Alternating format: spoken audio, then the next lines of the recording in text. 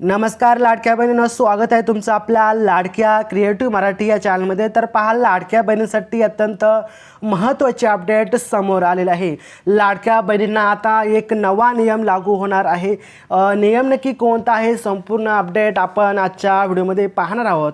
तत्पूर्वी लाडक्या बहिणी जर आपल्या क्रिएटिव्ह मराठी या चॅनलवरती नवीन असाल तर नक्कीच क्रिएटिव्ह मराठी या आपल्या लाडक्या यूट्यूब चॅनलला सबस्क्राईब करून बाजूचे बेल आयकॉन देखील प्रेस करून ठेवा, कारण आपल्या चॅनलवरती असेच महत्त्वाचे इन्फॉर्मेटिव्ह व्हिडिओ पाहायला मिळतात। तर नक्कीच व्हिडिओ आवडला तर लाईक करा, काही शंका असल्यास कॉमेंट करा, मी त्या प्रश्नाचे उत्तर जरूर देईल। तर चला आजचा व्हिडिओ सुरू करूयात, कोणताही वेळ वाया न घालवता। तर पहा, लाडक्या बहिणींसाठी अत्यंत महत्त्वाचा एक नियम लागू करण्यात आलेला आहे। लाडकी बहीण योजना सप्टेंबरचे 1500 रुपये मिळण्या अगोदर आणखी एक नवा नियम। आता हा नियम नक्की कोणता आहे पाहूयात सविस्तर।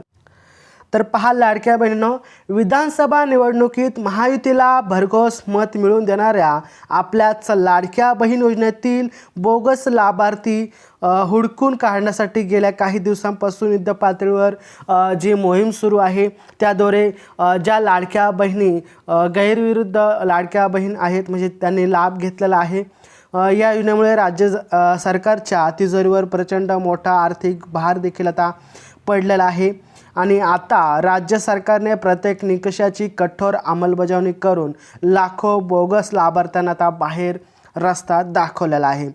यानंतर राज्य सरकारने म्हणजेच महायुती गव्हर्नमेंटने योजनेसाठी आणखी एक महत्त्वाचा नियम लागू केला आहे आणि आता तोच नियम आपण या ठिकाणी पाहणार आहोत। नक्की कोणता नियम लागू केलेला आहे, ज्यामुळे लाडकी बहीण योजनेतील महिला लाभार्थ्यांची संख्या ही आणखी घटण्याची शक्यता आहे, कमी होण्याची शक्यता आहे। नक्की यामधून तुम्ही पण कमी होऊ शकता का, आपण पाहूयात। तर महत्त्वाचा नियम असा आहे की तर आपल्याला माहीतच आहे, ई-KYC बंधनकारक केलेलं आहे। आता ज्या लाडक्या बहिणी ई-KYC करणार नाहीत त्यांची ही पात्रता आता काढून घेण्यात येईल। त्यांना जो 1500 रुपयाचा हप्ता आहे तो आता मिळणार नाही, म्हणून पती किंवा वडिलांची ई-KYC करणे आता बंधनकारक केलेलं आहे।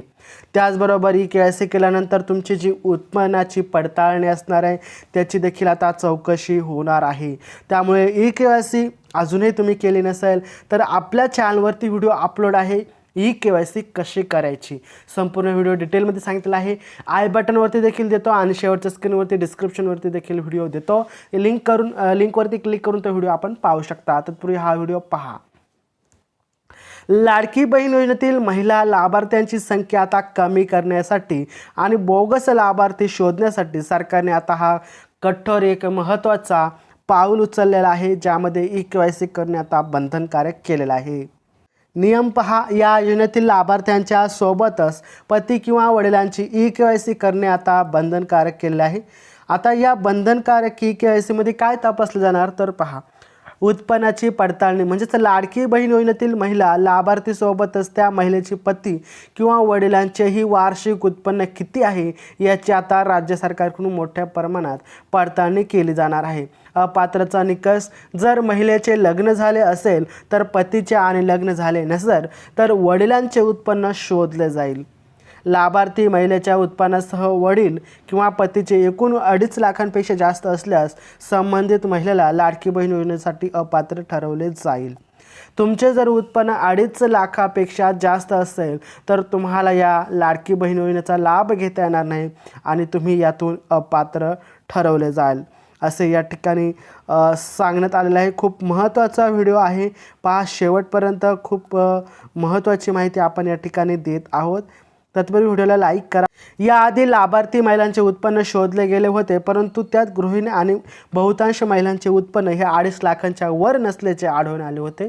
त्यामुळे आता राज्य सरकारने त्यांच्या कुटुंबाचे एकूण उत्पन्न शोधण्यासाठी पती किंवा वडिलांची ई-KYC आता बंधनकारक करण्यात केलेली आहे।